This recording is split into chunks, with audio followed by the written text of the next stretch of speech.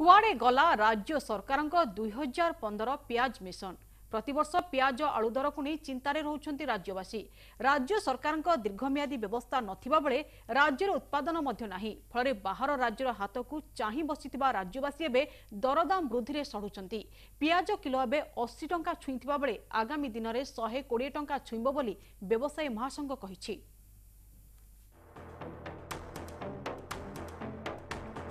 राज्य में पियाज अभाव रहिबो नहीं, बाहर राज्य को आउ चाहि बसिबनी ओडिशा।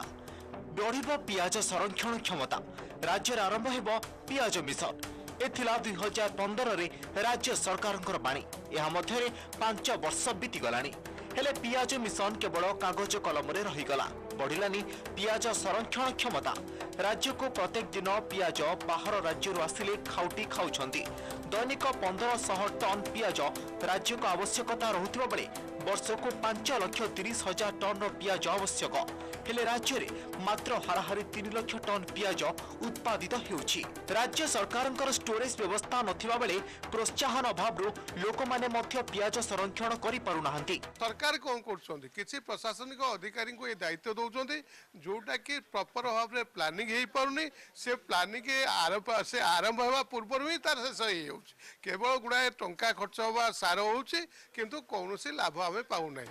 पियाज दर एबे 80 टपिलानी, 100 छुईबा को बाकी। आज्ञा हाँ, कोरोना काल रे क्रयशक्ति हराइथिबा खाउटी एबे पियाज किनिबा को भय करुछंती।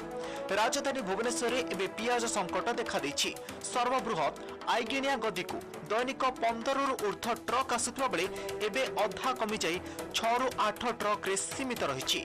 क्विंटाल पिछा 6,500 रु 7,000 टंका मध्य थिबा बेले खुचरा दर केजी प्रति 70 रु 80 टंका मध्य रहिछि।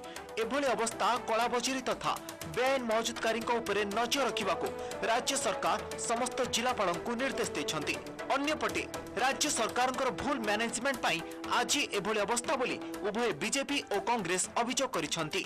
बीजेडी कहिबा अनुसार प्रत्येक राज्य में पियाज दर वृद्धि पाइछि, सेहि भली मध्य आम राज्य में दर वृद्धि घटिछि। पियाज दर उपर नियंत्रण आनिबा पई राज्य सरकार चेष्टा करुछंती। वास्तव में जो कथा आप कहते जे दरदाम को नियंत्रण करिवार जो प्रक्रिया, ये 2-3टी कथा को जदि कोनोसी मते कोनोसी भी सरकार न देखिबो ताहले निश्चित भाव में दरदाम नियंत्रण भितर रहिबो नाही, ए कथा स्पष्ट। तेणुक मो कहवा कथा हला थरे कोउट ना कोउटी ओडिशार सरकार ए बाबद रे नजर दबा आवश्यकता अछि, गुरुत्व दबा आवश्यकता अछि एवं ए बाबद रे सठिक पदक्षेप नबा आवश्यकता अछि। कोल्ड स्टोरेज अछि ओडिसा रे अछि कोउटी रखिए कौन प्याज आलू गरीब लोक देवे फंपा सरकार नहीं। आम सरकार तो पदक्षेप नौचंती कोरोना जोगो कम्युनिकेशन पाई टिके प्रोब्लेम हो जा, प्रोडक्शन पाई मध्य प्रोडक्शन समस्या हो जाइए। विभिन्न जगार जो जिनिस आसवा कथा विभिन्न राज्य सेगुड़ाक टिके समस्या होची, तथापि मध्य ये दरदाम खूब शीघ्र नियंत्रित हो किसी असुविधा नहीं। खाली जे आम राज्य में अधिका है से कथा नुह, आप भारत वर्ष प्रत्येक राज्य को आप समीक्षा कर देखु से राज्य तुलन में आम राज्य अधिका किसी नहीं।